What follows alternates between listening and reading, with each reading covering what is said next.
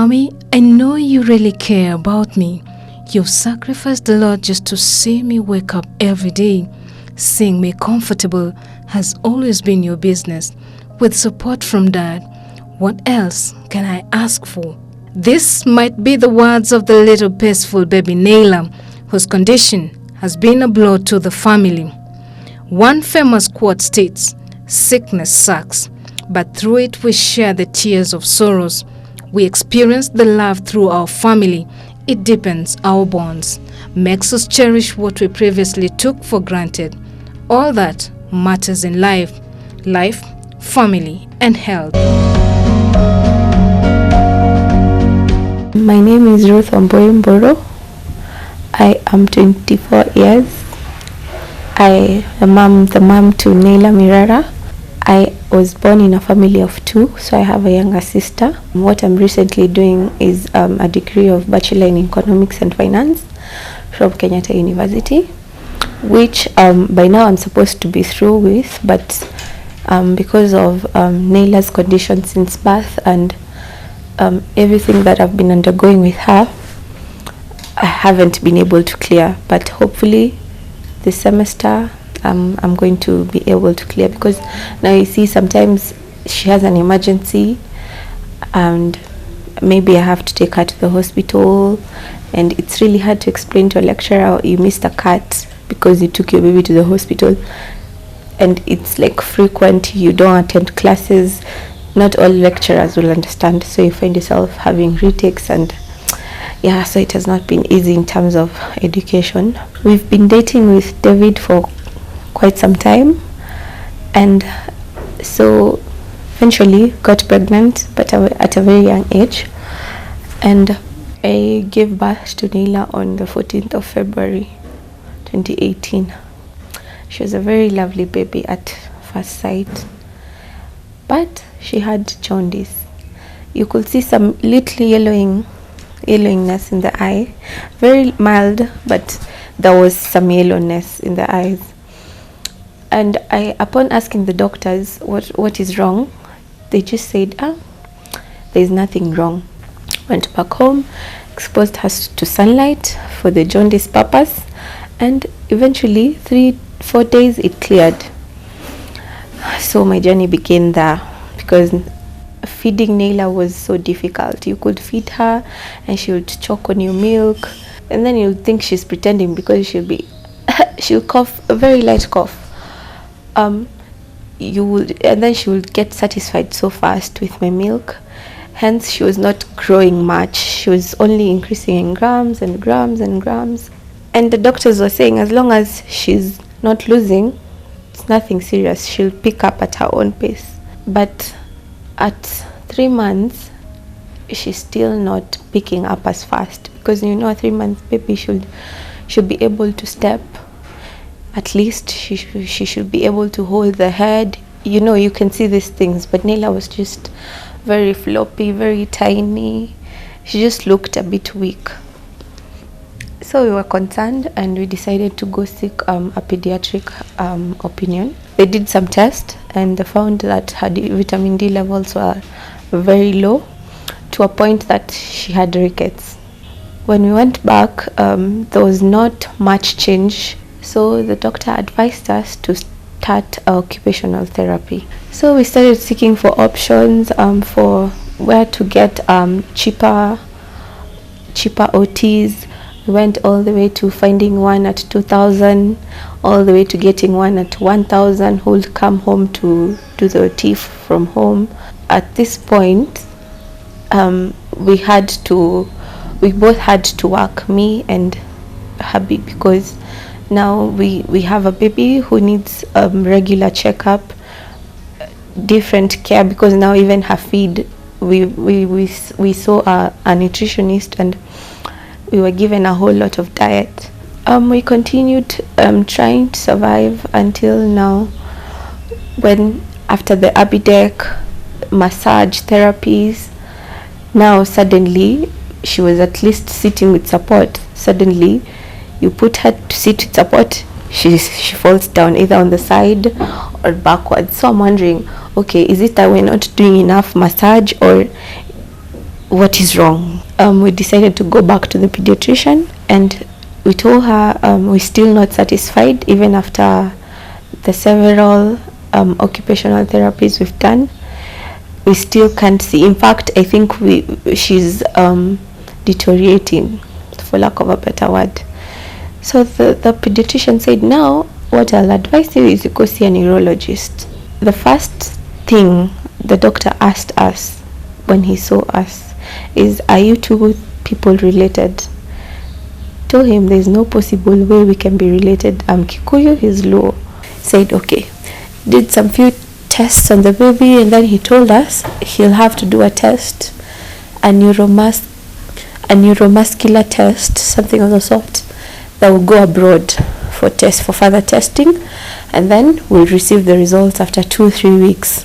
Funny enough, we never went back for the results until she started having fevers, regular fevers. But you'll expose her and they'll come down. You'll expose her, they'll come down. Until this particular day, on 1st of March, the fevers were really high. She started breathing, forming a depression in her tummy. Like you could clearly see her ribs, her diaphragm, everything was visible.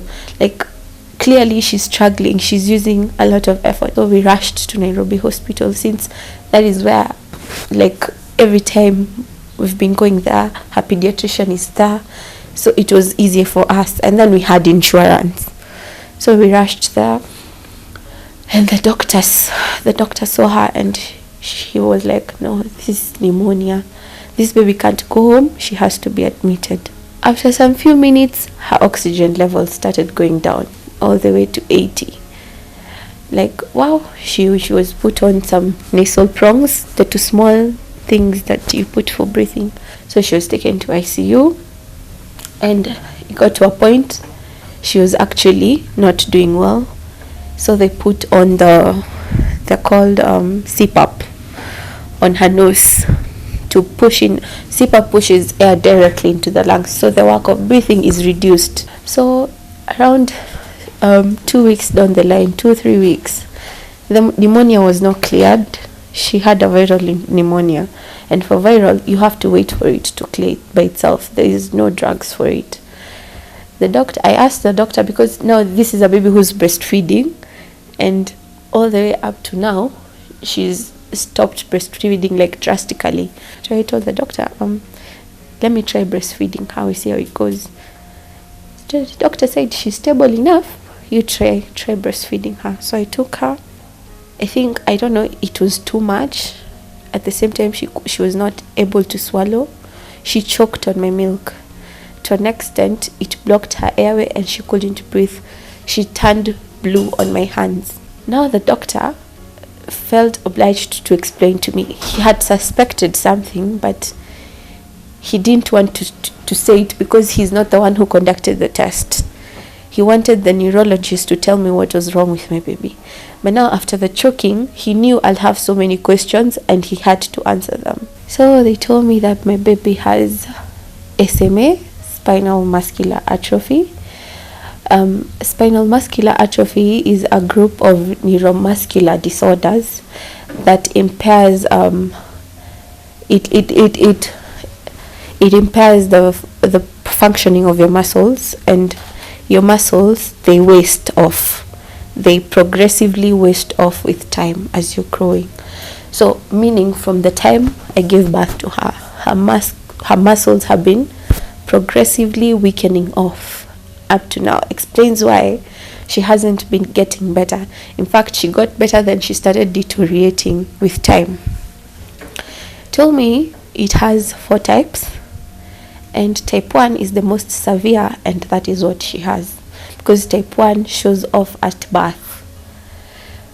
SMA is a genetic disorder, and it's the #1 genetic killing disorder. This is what I came to discover later on, after now doing my research and all. He also told me that he can advise me to enjoy the little time I have with my baby, because you never know. That got me thinking, and I asked him, what do you mean the little time? Does it mean that she has a lifespan? She has an expiry date? He said, yes, she does. Babies with such condition, because now you see her muscles are shedding off. They shed off to a point she can no longer breathe by herself. She can no longer feed, explains the choking. She can no longer smile because now her muscles are wasting off progressively as she grows. He told me, yeah, she has, normally, it depends with the severity of the type 1. If it's too severe, the babies don't get to 6 months. But the lesser the severity, the more the time, but they never go past 2 years.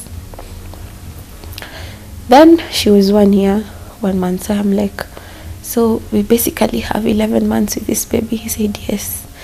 So enjoy what you have, because you never know, it may even not get to 11 months, or it may surpass the 11 months. You never know, because God gives lives and God takes lives. But at the same time, this is the report. So just enjoy, take every day as the last day. Started asking questions after questions, and we got to get a better understanding of the condition. I remember a time where he told us that with time, Nayla, in the event that Nayla gets an infection, like a flu or something, her flu will take like 2 months to heal, as opposed to the normal average person or normal average baby who will take a week or 2, and then the baby is back to normal. But for her, she'll take more time because her muscles are too weak to fight anything in the body.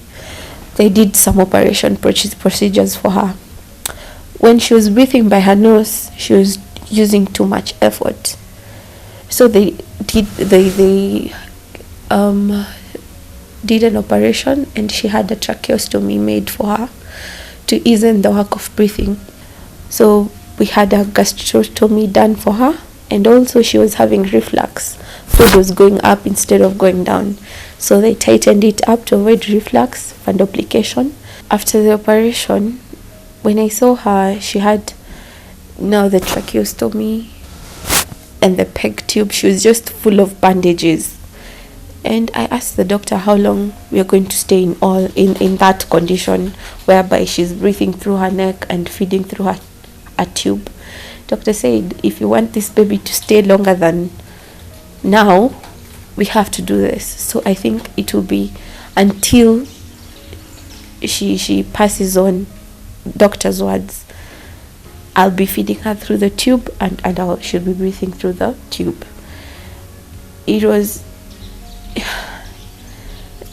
It felt bad, definitely, but considering this is my only chances of saving her, my only chances of staying longer with her, making up for the time that I've lost with her, I said, yeah, fine, sure.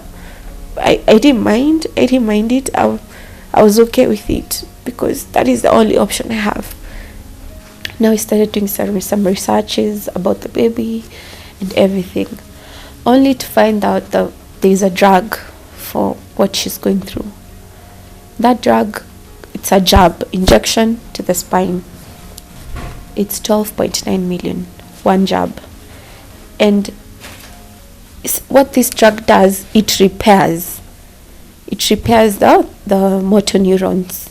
And you see, for it to repair, it's something that is continuous. It's done continuously. So it's not that one jab will fully recover her. It will do something, because it may increase the lifespan, what we have. It may increase from 2 years to maybe 3 years to 4 years, which is okay. But for her to fully be okay, you need to continue giving her that jab. So in short, in 1 year, she needs like 6 jabs. The first year you start. Every other year, she'll be needing 4 jabs. So you see, it's too much. It's a very crazily expensive disease. To maintain it is also an expense. I'm not working. The dad is also currently not working. To again cure the drug, because they recently came up with a cure for the drug, it's 200 million. Honestly, a typically average family who who cannot even currently afford a roof cannot afford that. Hope is all what baby Nayla's mom had to hold on to, for the condition hit the family had to the extent of not being able to pay rent, hence moving out of their home to stay with Nayla's grandmother in Rongai. My husband was working as a procurement and logistics officer. So when his contract expired, we couldn't afford the same social status we had. So we had to move out to my mother-in-law's place. And also considering the fact that now Nayla needs she has a special diet that we need to keep on buying some stuff every now and then. We had to look out on the priorities, and so definitely paying rent was not a priority for us. It's not easy just maintaining her. Recently I had a flu, and it's so inevitable for me as a mother to not pass it to her. Not that I wasn't careful enough, but Nayla loves my attention.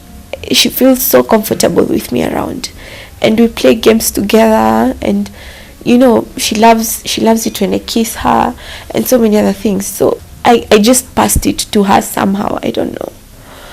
We went to the hospital. We went to Nairobi Women's, and it was bad. If I show you how she was breathing, we thought that was it. It was just the other day, 2 days ago.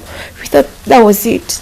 I'm losing her now, because she was back to breathing the way I was saying, with her abdomen. She was really struggling, and we don't have that ventilator at home. We don't have the CPAP at home. These are machines that will cost up to $1 million to get.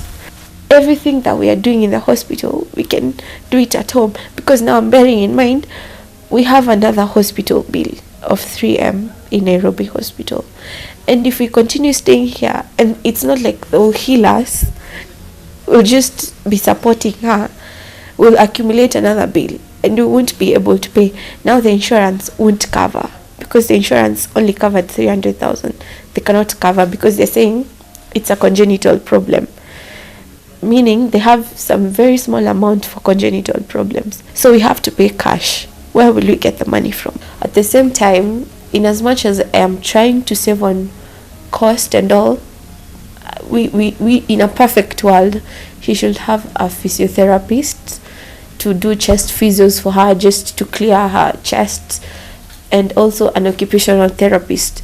Although the doctor said that there is no need of strengthening those muscles, but why should we just sit down and let them waste off if we can, work them a bit? And you never know what can work, what can happen. You just don't sit down and wait for miracles to happen. You do your part, pray, and let God do the rest.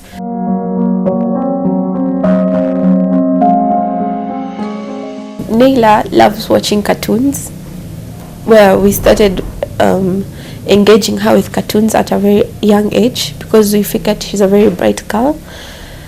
So we put some cartoons for her, and way then, when she was talking, because now she cannot project sound because of the tracheostomy, she used to even sing along, but in the gibberish way. She still loves watching cartoons. Every time we can just put it for her and know that she'll be okay until she falls asleep.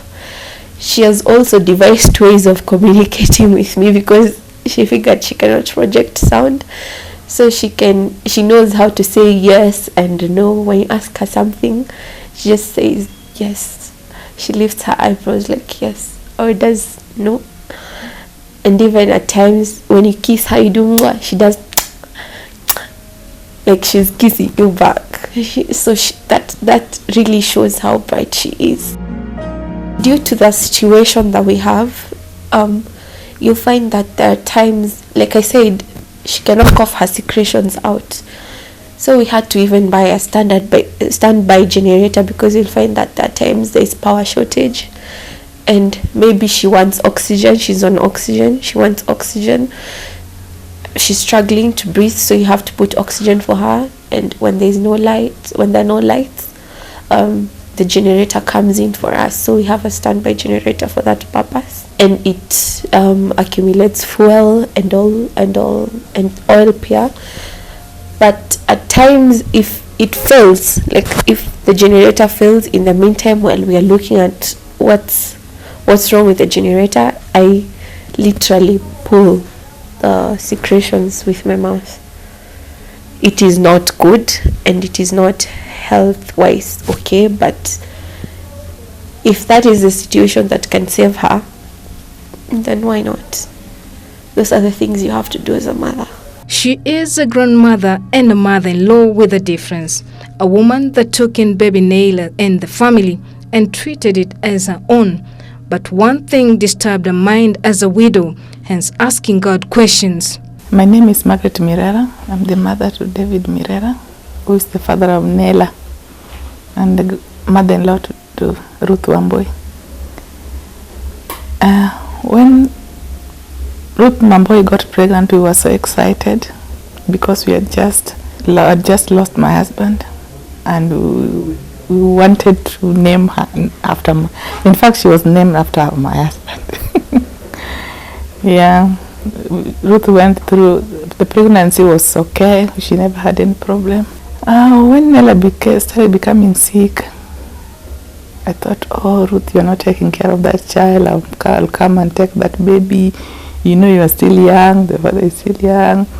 You people are not taking care of that child. I would go to their place every now and then, taking food and make sure I blend them and make sure I feed the baby. We were so happy. This a day Ruth came to visit me with the baby, and the breathing was not okay. We took her to get roots until the day she was admitted in a hospital. Seeing that child in ICU made me very sad. Seeing a young child in ICU with all those machines, I would cry. Every time I went there, I would cry because I had gone through a lot with my husband. He had a tumor. He had a tumor for 16 years before he passed on. So his hospital became my second home. So when Nayla got again to hospital, it really made me sad. I really asked God so many questions, and then I said, I cannot ask God questions. He knows why I'm going through this. Why do I have, after burying my husband, then I start with the grandchild again? This a day the doctor called us and told me that, you know, Mama, Nayla is going. That was on 14th March. Nayla is dying. I started crying, but then I called him aside and said, you know what? Hiyo ni yako. I'm waiting upon the Lord. Kama hajasema Nayla naenda, Nayla ataenda. And I did not even cry that day. But we thank God, Nayla is back in the house. Though when they came, I was scared. I was always listening, the machine is not on. Nayla is not breathing. What is going on? Even right now, I cannot do the functioning. I'm so scared. Seeing that thing maybe makes me scared. But now what do? We do have to accept it. We have to support Ruth. I thank God both parents, Mama Ruth and I, and both families have really been supportive. As a mother, I don't want to see my baby wasting off. I don't want to be told that she has an expiry date. I did not go through 9 months of labor just to spend 2 years with her and then she goes, or just to see her in bed wasting off until she dies. No, I really want to do something for her. I don't know how, but I know somewhere God will provide a way for us. I know somewhere I'll get enough money to raise to buy her drugs. I don't know, but I have so much hope and so much faith that a way will be set out for us to clear the bill and also to get her some drugs, because I've struggled so much with her and I am not ready to let her go whatsoever. I will fight, do whatever I can as a mother.